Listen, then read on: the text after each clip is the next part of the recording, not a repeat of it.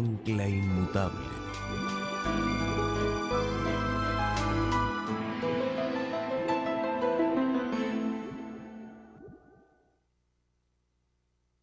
En esta tarde quiero continuar el tema que trazamos ayer en la tarde, desde una perspectiva un poquito distinta que lo que estudiamos ayer,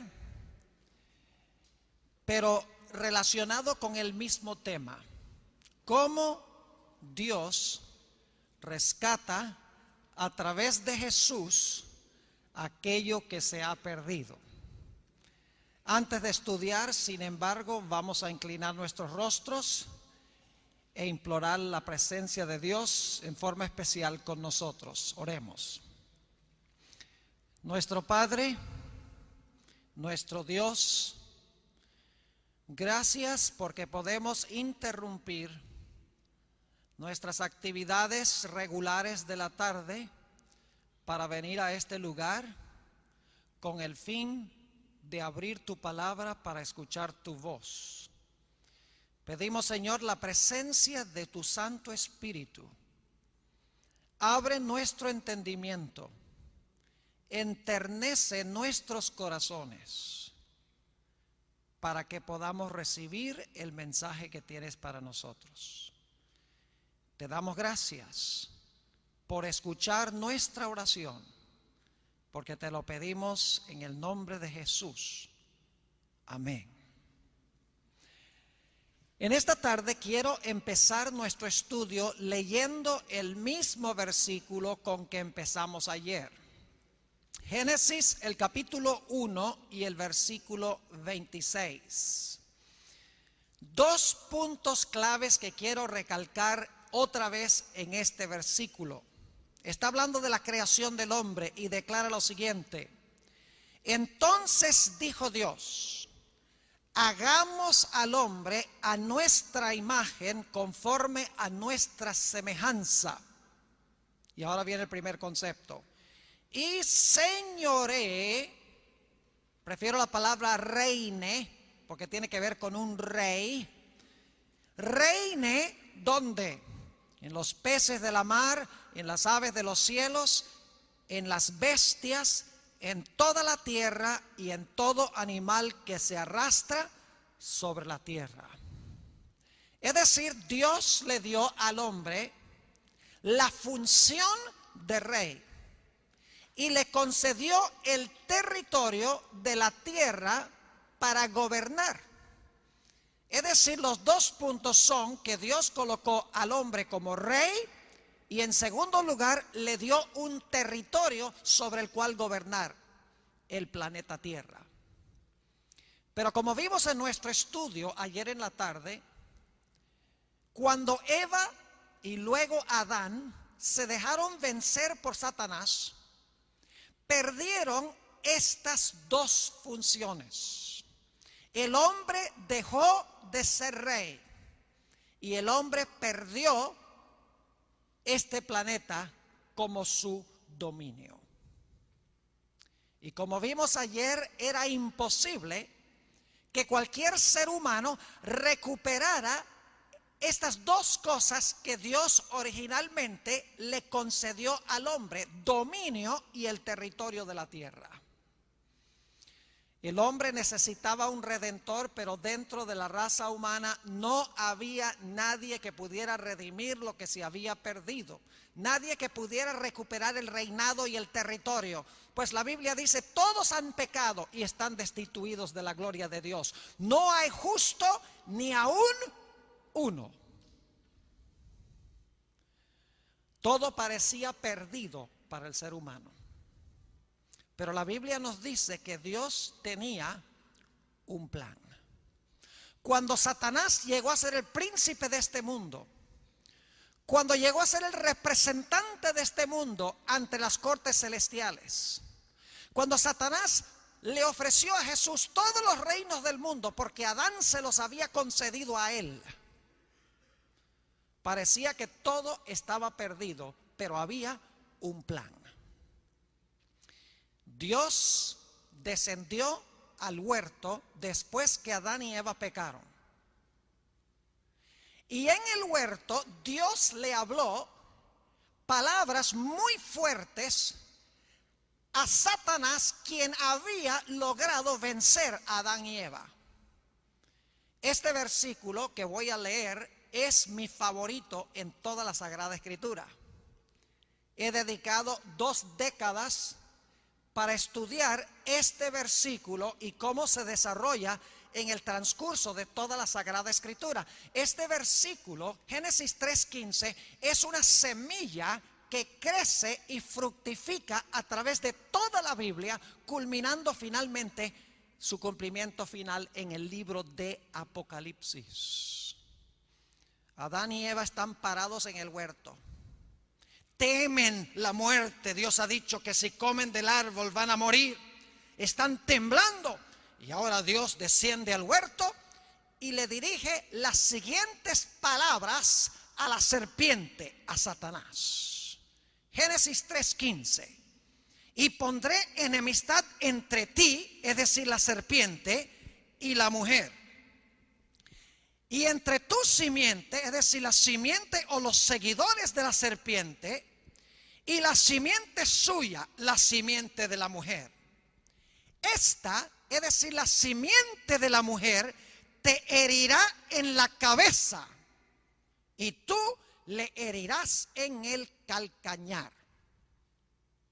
Dios le está diciendo a Satanás, estando presentes Adán y Eva: Satanás, tú le quitaste al hombre el dominio y el planeta, pero yo quiero decirte que yo voy a mandar al planeta Tierra una simiente nacida de mujer, y esa simiente te va a hacer la guerra a muerte.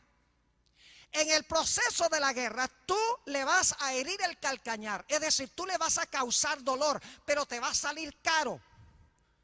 Porque como resultado del dolor que tú le das hiriéndole el calcañar, él te va a aplastar la cabeza. Cuando Satanás escuchó estas palabras, tembló, porque sabía que su poder en el planeta Tierra iba a ser interrumpido, que había logrado vencer a Adán y Eva, pero que su dominio sobre esta tierra no iba a ser perpetuo, porque Dios iba a mandar a una simiente al planeta Tierra que iba a hacerle la guerra, y en el proceso de la guerra le iba a aplastar la cabeza. Y Satanás tembló y pensó para sí mismo: yo no puedo permitir que esa simiente venga al planeta Tierra, porque si permito que venga, me va a aplastar la cabeza, porque la profecía lo dice. Así que yo tengo que impedir que esa simiente venga a este planeta. Y por lo tanto, desde ese momento en adelante, Satanás se propuso impedir que esa simiente viviera. Y en esta luz es que debemos entender todo el Antiguo Testamento. El Antiguo Testamento es la historia de Dios obrando para que se cumpla Génesis 3:15, y Satanás obrando para impedir que se cumpla Génesis 3:15. Dios moldeando los eventos terrenales para que pueda venir la simiente y aplastarle la cabeza a Satanás, y Satanás tratando de impedir que esa simiente pueda venir para aplastarle la cabeza. Les puedo dar varios ejemplos de historias en el Antiguo Testamento que leemos sencillamente como historias y no a la luz de Génesis 3:15. Por eso no las entendemos bien. La historia de Caín y Abel, primer cumplimiento de Génesis 3:15. En la historia de Caín y Abel hay una mujer, Eva. En la historia de Caín y Abel hay 2 simientes, como dice Génesis 3:15. En la historia de Caín y Abel hay enemistad. Y en la historia de Caín y Abel hay también involucrado la serpiente, Satanás. Porque en 1 de Juan 3:12 dice: no como Caín, que era del maligno y mató a su hermano. Caín mató a su hermano porque era del maligno, según la Biblia. La serpiente está involucrada detrás del escenario. ¿Por qué razón quiso Satanás usar a Caín para matar a Abel? Porque Satanás sospechaba que posiblemente Abel podría ser la simiente prometida que le iba a aplastar la cabeza. Así que cuando Abel muere, Satanás dice: problema resuelto, no más simiente. Pero los planes de Dios no conocen derrota. Así que ahora dice en Génesis el capítulo 4, Génesis el capítulo 4 y el versículo 25: y conoció de nuevo Adán a su mujer, la cual dio a luz un hijo y llamó su nombre Set, que significa sustituto. ¿Por qué le puso el nombre sustituto? Ella misma explica: porque Dios, dijo ella, me ha suscitado otro hijo en lugar de Abel, a quien mató Caín.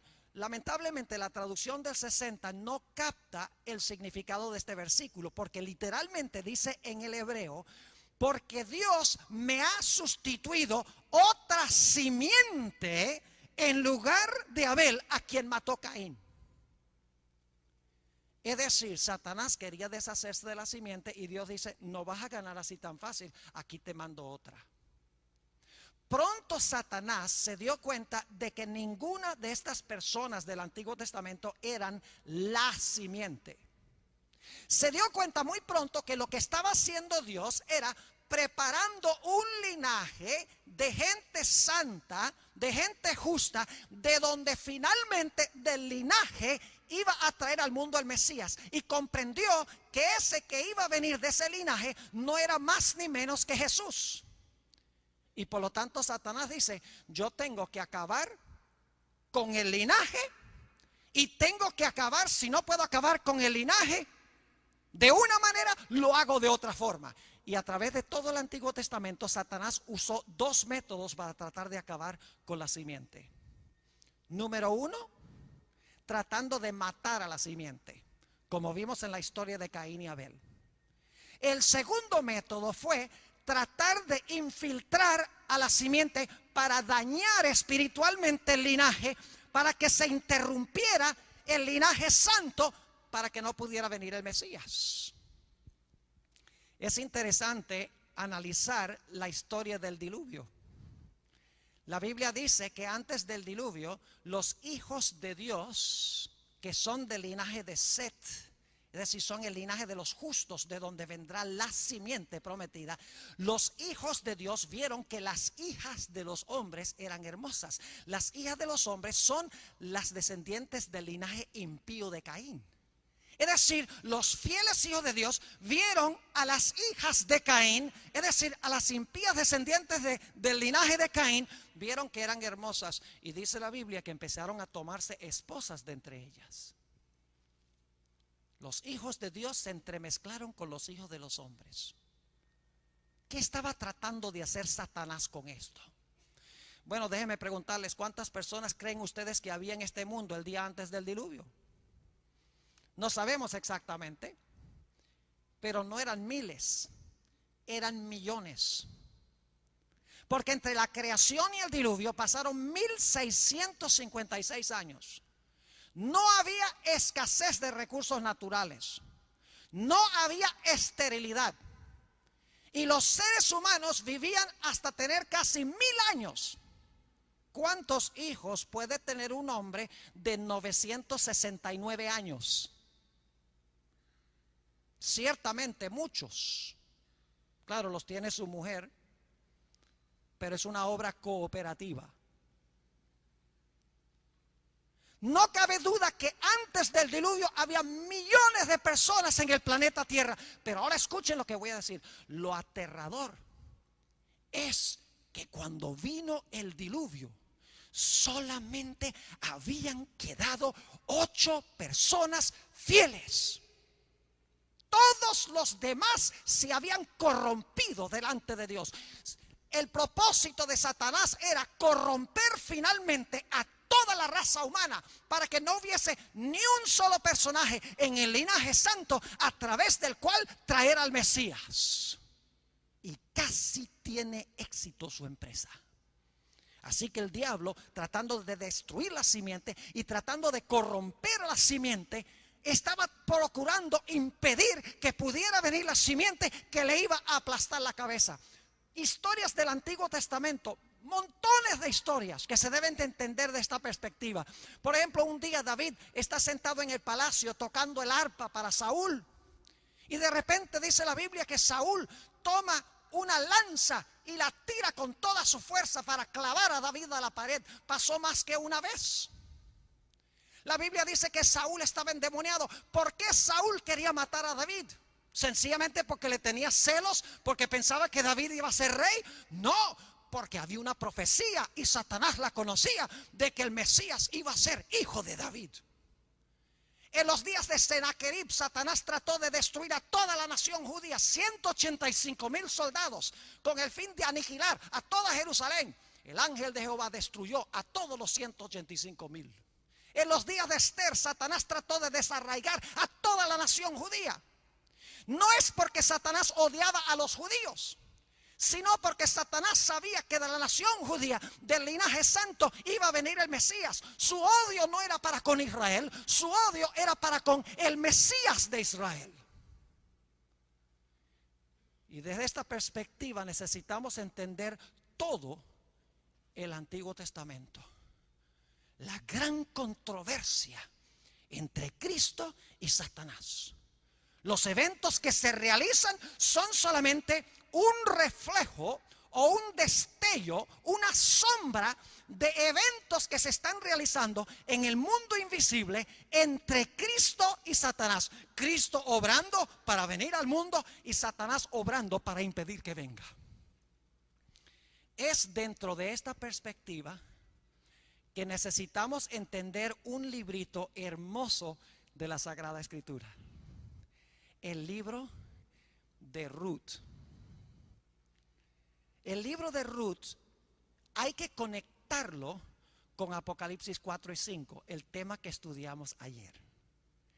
Así que la mayoría de nuestros comentarios en el tema de esta tarde los vamos a dedicar al libro de Ruth, siempre y cuando recordando que el libro de Ruth revela de alguna manera la gran controversia entre Cristo y Satanás. Satanás tratando de impedir que pueda venir el Mesías, y Cristo obrando para que Él pueda venir a redimir lo que se había perdido. Ahora, no tenemos tiempo de leer toda la historia de Ruth, así que ciertas partes de la historia se las voy a contar. La historia empieza en un pueblo que se llama Belén Éfrata. Resulta que en Belén Éfrata vivían Noemí y su esposo Elimelec. La Biblia da la impresión de que ellos tenían un matrimonio supremamente feliz. Y el Señor bendijo el matrimonio con 2 hijos. Uno se llamaba Maalón y el otro se llamaba Quilión. Por varios años, Noemí y Elimelec vivieron felices allá en Belén Éfrata. Pero luego vino la calamidad. Una sequía fulminadora cayó en la región de Belén Éfrata. Y como resultado de la sequía, Elimelec tuvo que vender su herencia y emigró a la tierra de Moab. Ahora inmediatamente nos preguntamos, ¿de dónde vino esa sequía? ¿Y por qué fue que sucedió esa sequía? ¿Será que fue un desastre natural, sencillamente porque no llovió? ¿O será que había alguien detrás del telón tratando de lograr que Elimelec y Noemí tuvieran que irse y abandonar su herencia? A mí no me cabe duda de que el que causó esta sequía fue Satanás, con el fin, y se lo voy a demostrar en un momento, con el fin de que Elimelec y Noemí tuvieran que irse de la tierra de Israel, porque Satanás sospechaba que de esta familia posiblemente iba a venir el Mesías prometido. Y ustedes dicen, ¿cómo sabe, pastor, que la sequía fue causada por Satanás? Porque tenemos otra historia parecida a esta, a donde está clarito que Satanás lo hace para cumplir sus propósitos.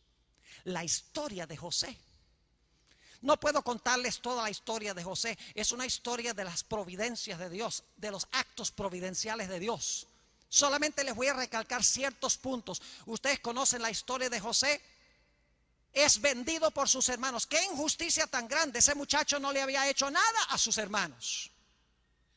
Y luego, después de venderlo injustamente, va a parar a la casa de Potifar, y por ser fiel a Dios, ahora va a parar en la cárcel. Si había alguien que justamente, humanamente hablando, podría haberse amargado, fue José. Porque lo vendieron sin causa, y luego paró en la cárcel también sin causa. Podría haber renegado contra Dios. Podría haber dicho, ve, yo soy fiel a Dios y mira lo que me da Dios. Me venden y luego voy a parar a la cárcel. Pero José había decidido en su corazón que él iba a ser fiel a Dios, que él no podía entender lo que estaba pasando, pero Dios tenía un plan. Y ciertamente Dios tenía un plan. Para cortar una historia larga, José conoció en la cárcel al copero de Faraón. Y le dijo al copero cuando salió de la cárcel, acuérdate de mí cuando vayas ante el Faraón. Y dice la Biblia que el copero salió y por 2 años no dijo nada. Un acto providencial de Dios. No era tiempo de hablar todavía. Dios le dio amnesia con un propósito especial. Pero a los 2 años, cuando el faraón tiene estos sueños de las vacas gordas y flacas y las espigas gordas y flacas, ahora es necesario alguien que interprete el sueño, y en el momento preciso el copero dice, tengo el candidato. José está en el calabozo. Dice Faraón, tráiganlo.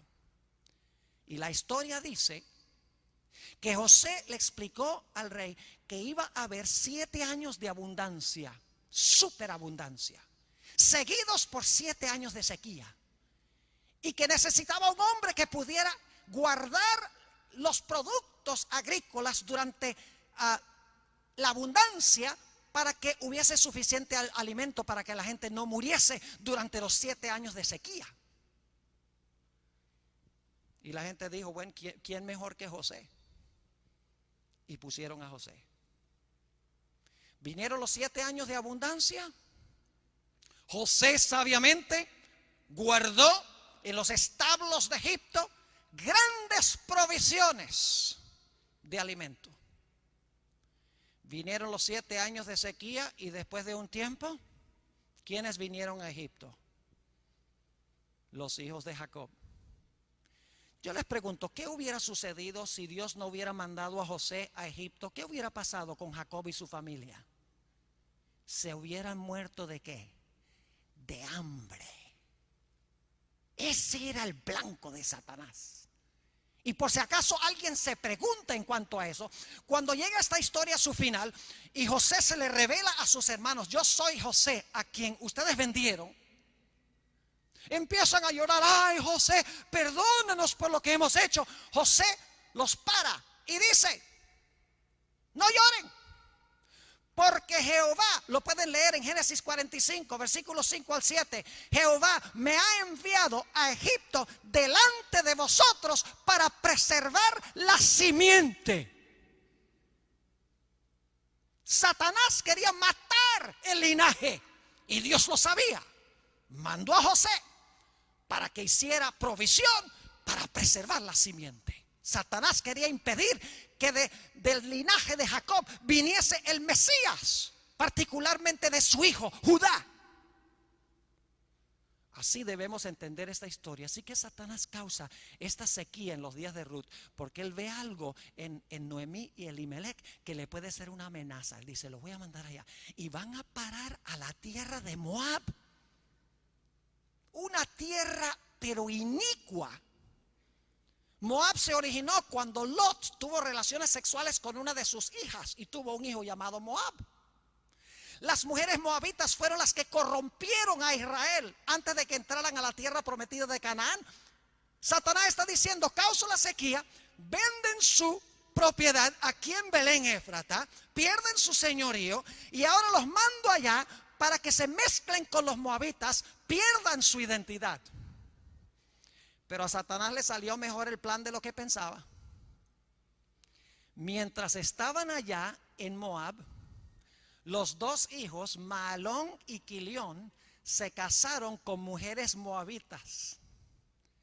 Y Satanás dice, ahora de seguro no hay problema con que se cumpla la profecía de la simiente, porque fíjese, estos dos muchachos se casaron con mujeres moabitas y todos saben que las mujeres moabitas están corrompidas. Estos van a perder su identidad como israelitas. Pero le salió mejor el plan aún de lo que pensaba Satanás, porque mientras estaban allá se murió Elimelech. Y la Biblia dice que también se murieron Mahalón y Quilión. No tuvo ni siquiera que corromperlos con las mujeres de Moab, porque se murió Elimelech y se murieron los dos hijos. Y ahora Satanás dice, se acabó el linaje, porque los hombres eran los que llevaban el linaje. Dice, se acabó el linaje, no más, no tengo que preocuparme en cuanto al cumplimiento de la profecía de la simiente con esta familia. Lo que no sabe Satanás es que lo que ha hecho en realidad va a cumplir la profecía de la simiente. Le va a salir el tiro por la culata. ¿Entiende la expresión? No sé si usan esa expresión acá. Queriendo dispararle a la simiente, se dispara él mismo. Ahora la Biblia dice que después de 10 años, después de la muerte de sus hijos, Noemí decide que es tiempo de regresar a Belén Éfrata. Qué interesante, a Belén Éfrata. Así que reúne a sus dos nueras, Orfa y Ruth, y les dice, yo voy a regresar otra vez a mi tierra. Les doy a ustedes la opción de que vayan conmigo o se queden, pero les recomiendo más bien que ustedes se vayan otra vez a su parentela y a sus dioses. Encontramos el relato de esto en Ruth, el capítulo 1 y el versículo 10. Y le dijeron, ciertamente nosotras iremos contigo a tu pueblo. Y Noemí respondió, volveos, hijas mías, ¿para qué habéis de ir conmigo? ¿Tengo yo más hijos en el vientre que puedan ser vuestros maridos? Volveos, hijas mías, e idos, porque yo ya soy vieja para tener marido. Y aunque dijese, esperanza tengo, y esta noche estuviese con marido, y aún diese a luz hijos, ¿habíais vosotras de esperarlos hasta que fuesen grandes? ¿Habíais de quedaros sin casar por amor a ellos? Es decir, no tengo hijos. Si tuviera hijos de aquí al momento, cuando sean grandes y puedan casarse con ustedes, ya es demasiado tarde. Dice, no, váyanse. Versículo 13, ¿habíais vosotros de esperarlos hasta que fuesen grandes? ¿Habíais de quedaros sin casar por amor de ellos? No, hijas mías, que mayor amargura tengo yo que vosotras, pues la mano de Jehová ha salido contra mí. Noemí está renegando contra Dios, porque primero tuvieron que vender su herencia por la sequía, luego se me muere mi esposo, luego se mueren mis hijos y ahora estoy a punto de perder mis nueras. Jehová me ha tratado mal. Está amargada Noemí. Si tan solo supiera lo que era el plan de Dios, por qué Dios había permitido que sucediera todo eso, nunca hubiera renegado contra Dios. Noten lo que dice el versículo 15. Y Noemí dijo, ahora habla con Ruth porque Orfa se va. He aquí tu cuñada se ha vuelto a su pueblo y a sus dioses. Vuélvete tú tras ella, es decir, vete tú también, Ruth. Respondió Ruth, y ahora vienen las famosas palabras, no me ruegues que te deje y me aparte de ti, porque a donde quiera que tú fueres, iré yo, y donde quiera que vivieres, viviré. Tu pueblo será mi pueblo y tu Dios mi Dios. Donde tú murieres, moriré yo, y allí seré sepultada. Así me haga Jehová, y aún me añada que solo la muerte hará separación entre nosotras dos. Así que Ruth, la moabita, ahora se pega a Noemí, su suegra, y dice: yo voy a regresar a Belén Éfrata contigo. Dios está importando a Belén Éfrata a alguien muy importante que va a cumplir las profecías en cuanto a la simiente. Lo interesante es notar cuando Noemí llega a Belén. La Biblia dice que todo el mundo se conmueve y dicen: ha llegado Noemí.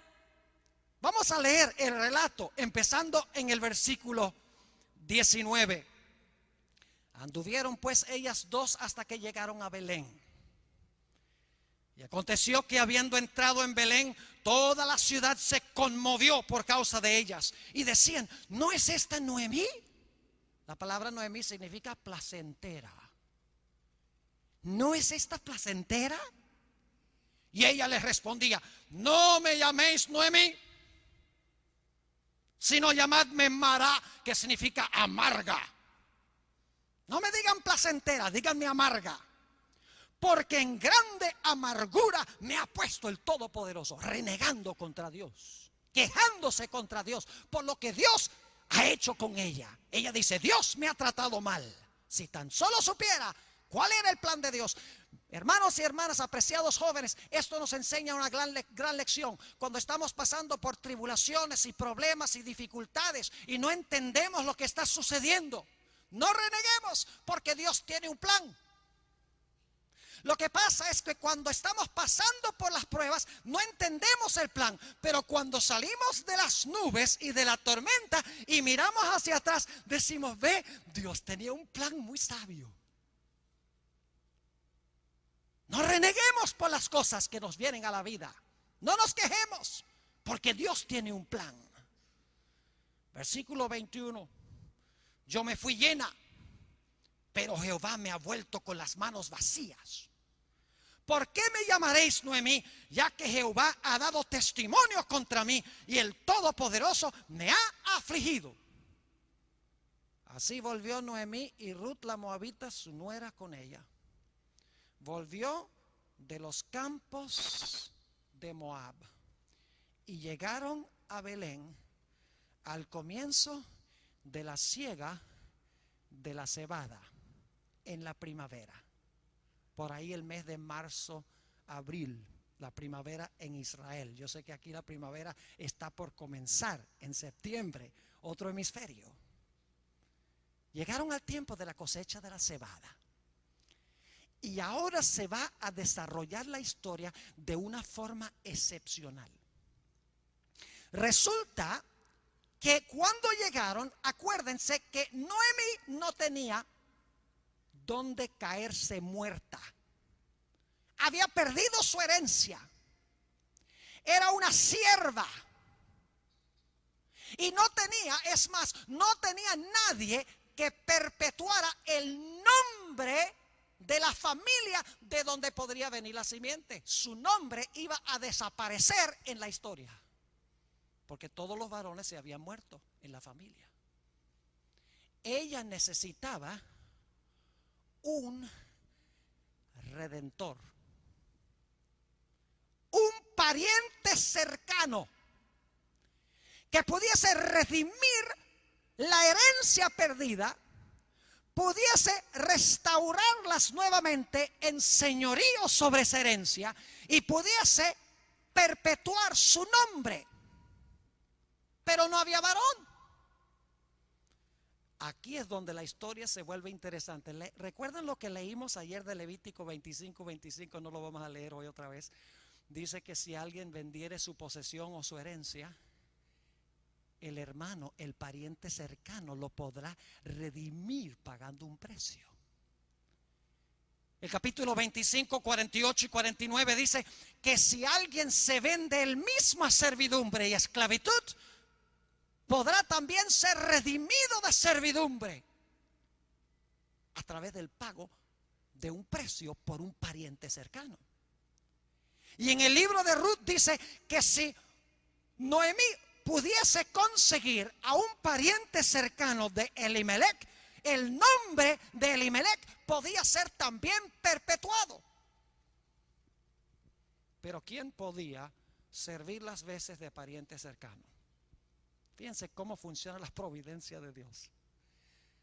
Tan pobre era Noemí y su nuera Ruth, que dice que Ruth tuvo que ir a los campos de un hombre llamado Booz.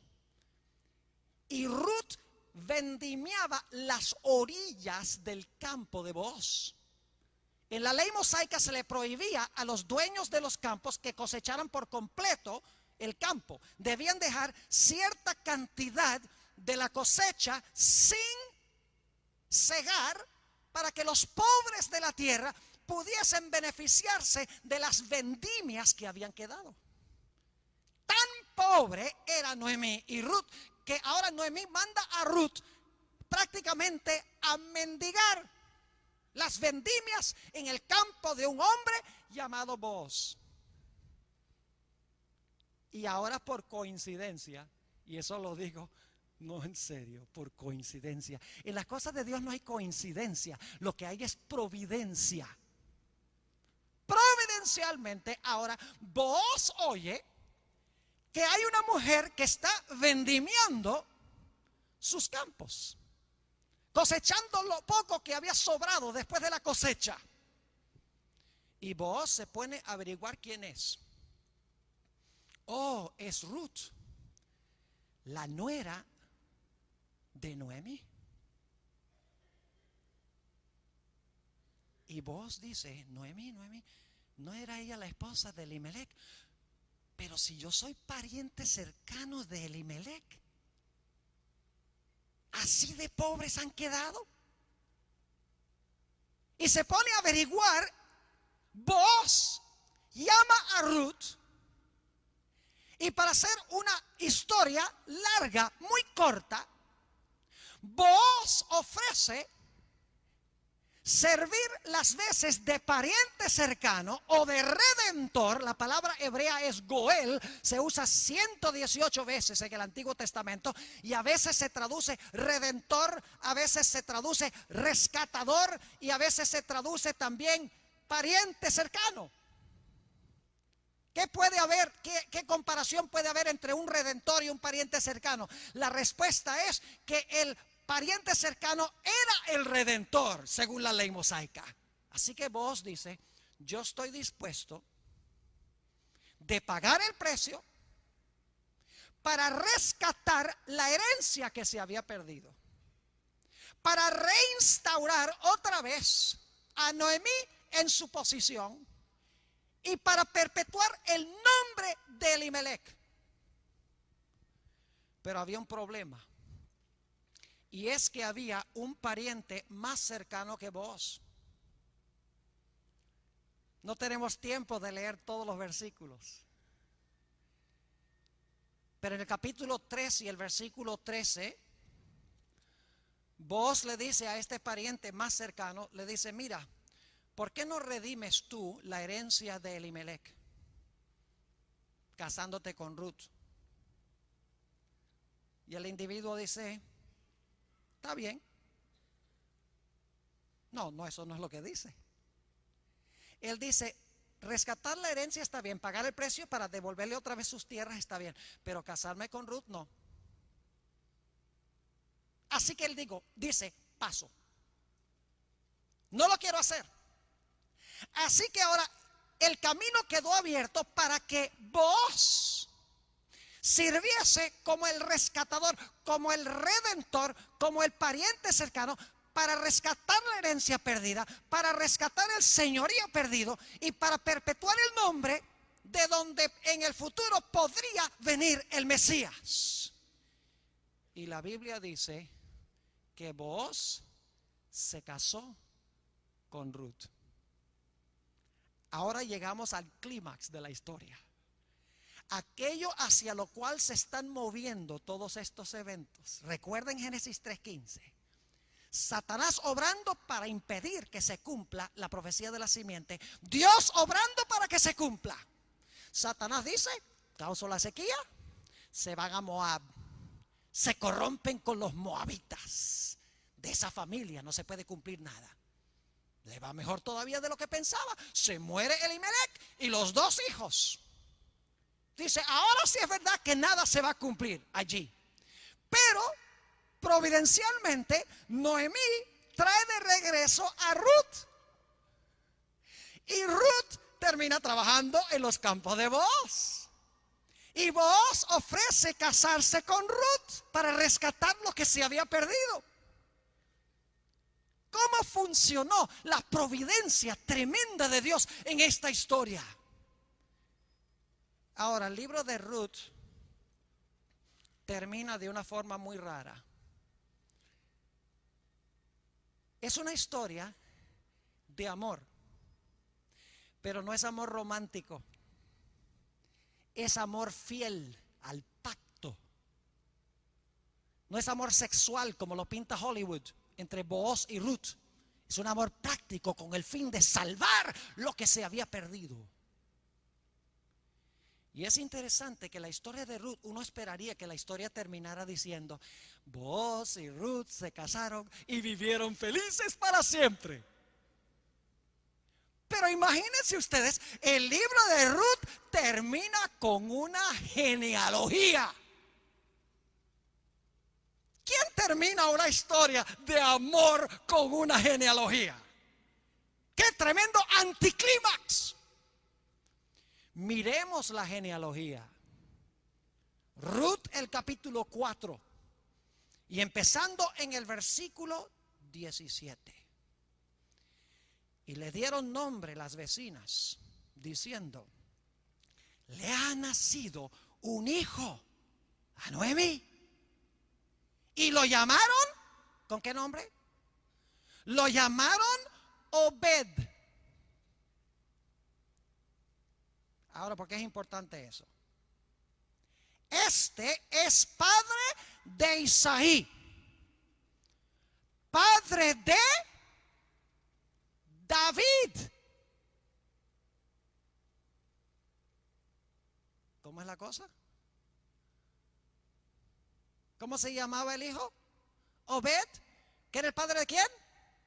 De Isaí, ¿que era el padre de quién?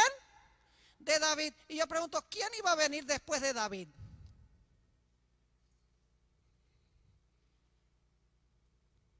Vayan conmigo a Mateo 1. Mateo el capítulo 1. Y el versículo 3 al 6. Y vamos a leer el versículo 1 para captar el contexto. Mateo 1 y el versículo 1 al 6. Libro de la genealogía de Jesucristo, hijo de David, hijo de Abraham. Ahora noten eso, hijo de David, hijo de Abraham. Abraham engendró a Isaac, Isaac a Jacob, y Jacob a Judá y a sus hermanos.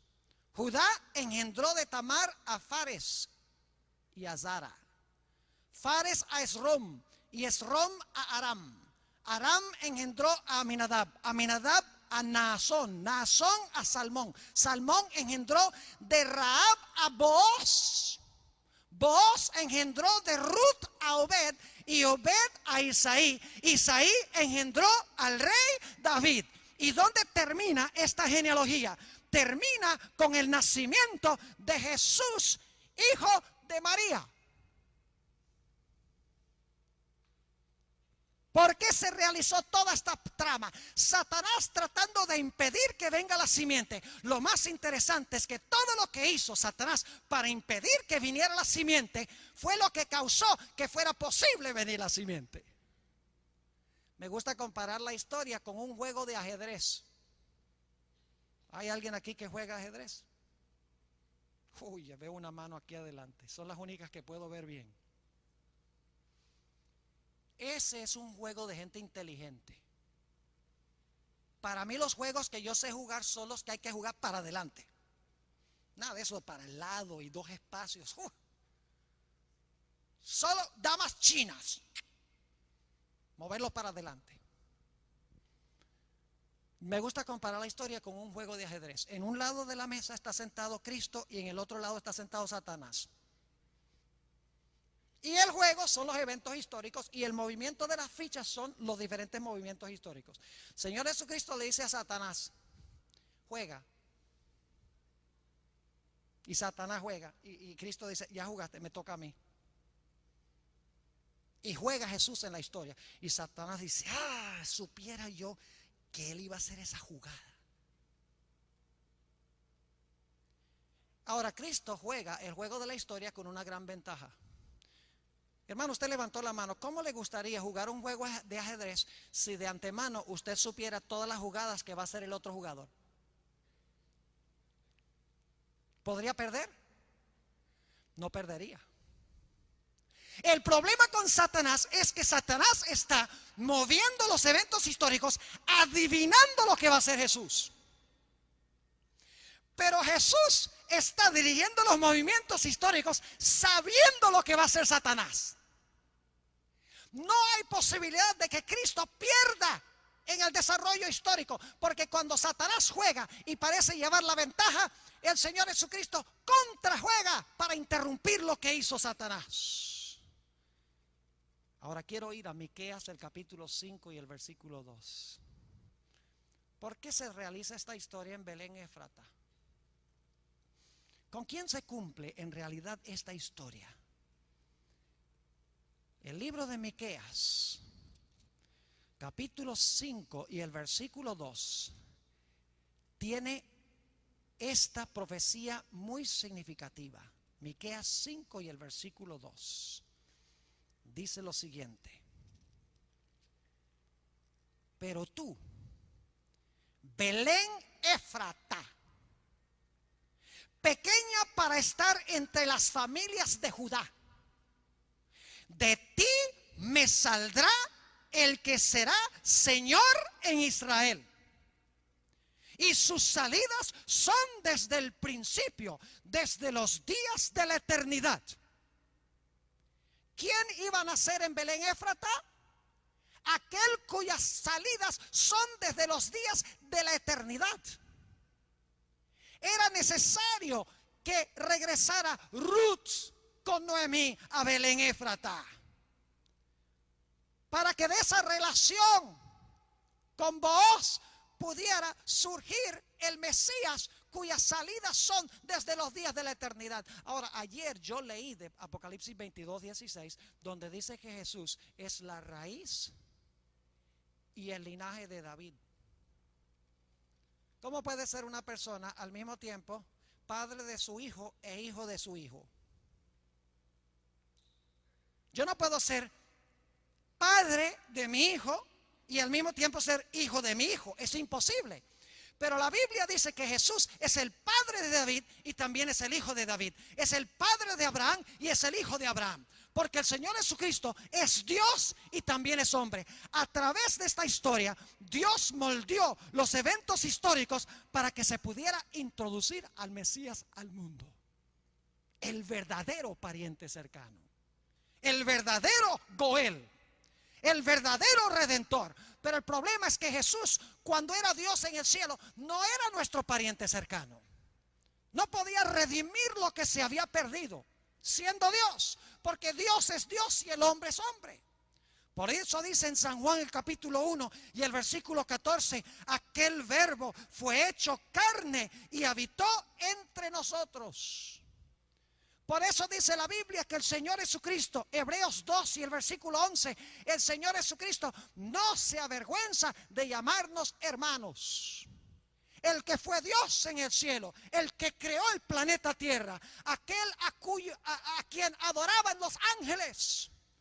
Cuando vino el cumplimiento del tiempo para poder ser nuestro pariente cercano, se incorporó dentro de la raza humana. Lidió contra Satanás, peleó con él, le dio un golpe mortal en la cabeza para redimir la herencia perdida, para que pudiéramos recuperar la posición como reyes sobre este planeta y para que nuestro nombre no sea borrado del libro de la vida. Solo haciéndose uno de nosotros podría lograr esto. Ahora, ¿qué diremos de nosotros? Jesús hizo esto para salvar a cada ser humano. Jesús vino a este mundo, se hizo nuestro pariente para redimir lo que se perdió. Pero nosotros tenemos que tomar un paso para incorporarnos con Él, para unirnos con Él, para beneficiarnos del pago que Él hizo. Porque Él pagó el precio, pero yo tengo que recibir el regalo. Yo tengo que responderle a Él. Como mencionábamos ayer, el único que merece ser llamado hijo de Dios en verdad es Jesús. Es el único verdadero hijo de Dios fiel. Pero la Biblia dice que cuando yo me uno con Jesús, cuando yo recibo a Jesús, cuando me hago miembro de la familia de Jesús, cuando me hago hermano de Él o hermana de Él, ahora Cristo viene al Padre y le dice: Padre, tengo mucho gusto de presentarte a mi nuevo hermano, a Juan, mi nuevo hermano. Padre, tengo ahora el gusto de presentarte a mi nueva hija, mi nueva hermana, tu nueva hija, María. Me ha aceptado, ha sido sepultada en las aguas bautismales, su vieja vida ha sido enterrada, ha nacido en nuestra familia, es mi hermano, es mi hermana. Y entonces el Padre mira a Jesús y dice: si Juan es tu hermano y si María es tu hermana, entonces son mis hijos. Eso es lo que dijo Jesús, lo que quiso decir Jesús cuando declaró: yo soy el camino, la verdad y la vida.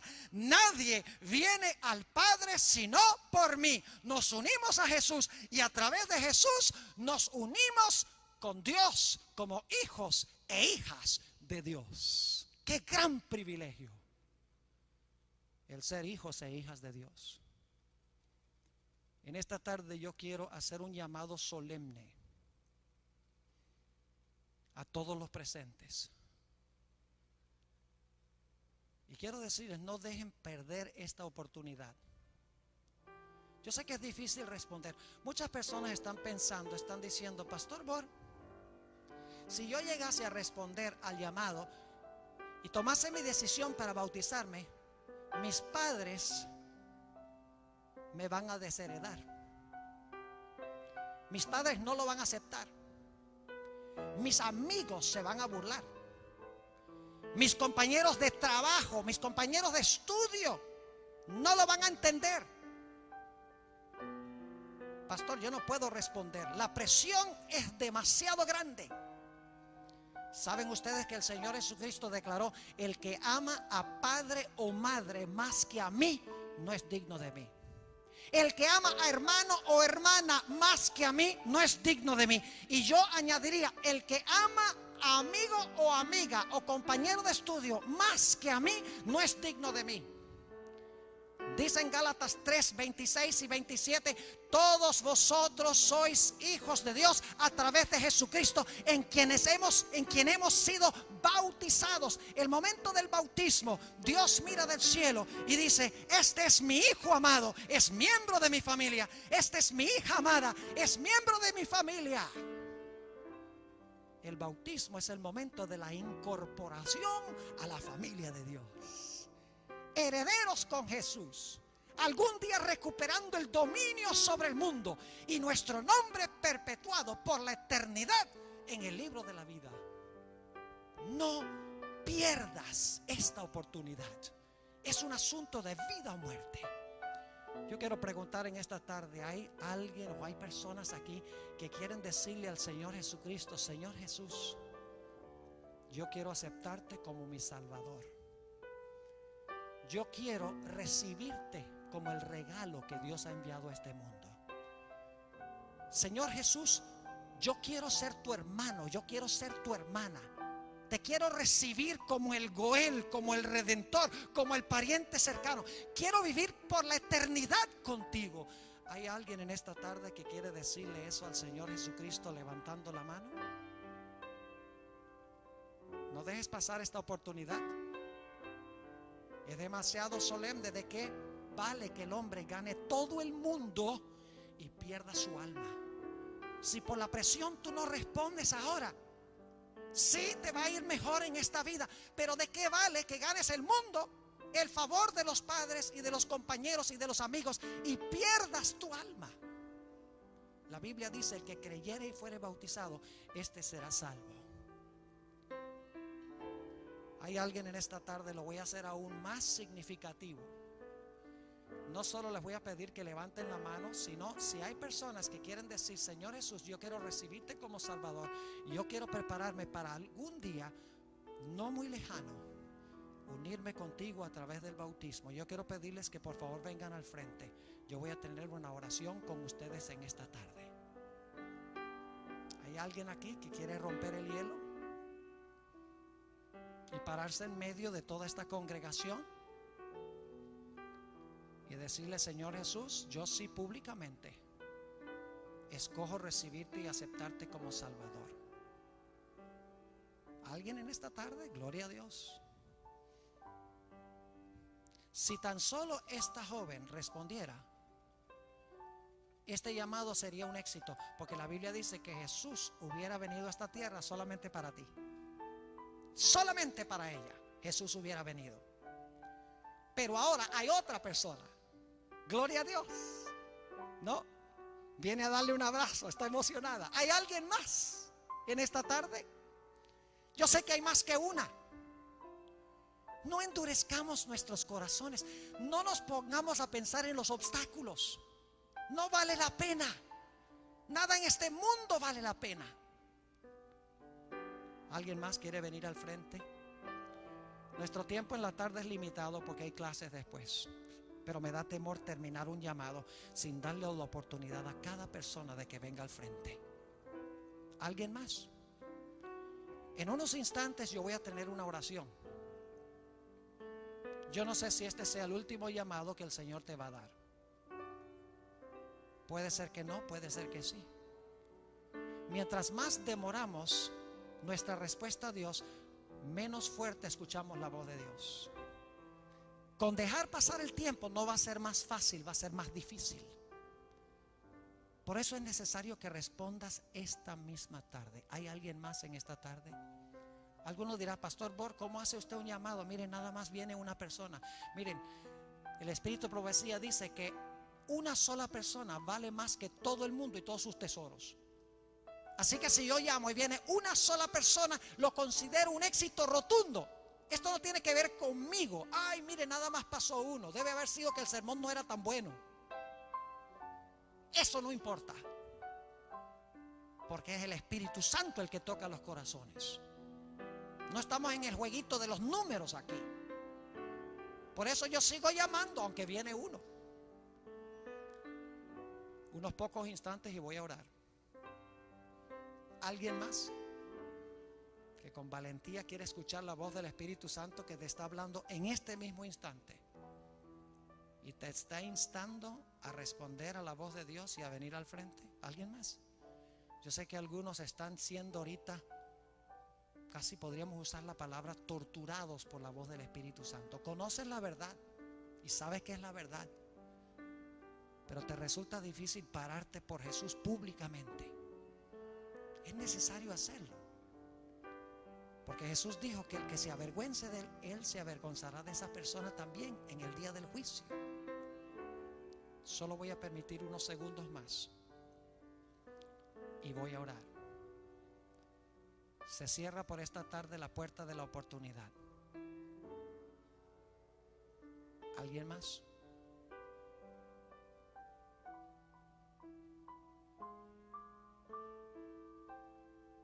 ¿Será posible que no hay nadie más? ¿Será posible que todos los que están aquí han recibido a Jesús como Salvador? Yo no creo. Yo creo que hay personas aquí que deben ahora tomar una decisión. Responde. Jesús te llama, Jesús te está hablando en esta tarde. Muy bien. Hay gozo en el cielo. por esta hermana preciosa que ha venido aquí al frente. Hay tristeza en el cielo, porque hay muchos más que deberían haber respondido y no lo hicieron. Pero yo voy a continuar orando por ti. He estado orando por meses sin saber quiénes son ustedes, para que en esta semana de oración los que deben responder lo hagan. Y yo oro al Señor que en el llamado de mañana en la tarde el Espíritu Santo se manifieste en forma magistral en este sitio, que se rompa el hielo y que los que tienen el corazón cerrado lo abran, respondiendo al llamado de Jesús. Si alguien durante la oración quiere venir al frente, le invito a que lo haga. Oremos. Padre celestial, te damos gracias porque nos has sacado de las tinieblas a tu luz admirable. Te damos gracias porque desde el mismo comienzo, cuando entró el pecado al mundo, tú prometiste enviar a un redentor, a un pariente cercano para rescatar lo que se perdió. Señor, te quiero dar gracias por esta alma que ha venido aquí al frente, parándose sola frente de esta congregación. Gracias por ella. Te ruego que muy pronto ella pueda sellar su pacto con Jesús a través del bautismo. Pero hay muchas personas aquí, Señor, en esta tarde que tienen el corazón duro. Saben la verdad. Saben que deben responder. No lo han hecho. Han cerrado su corazón. Te ruego, Señor, que tú continúes trabajando con esos corazones.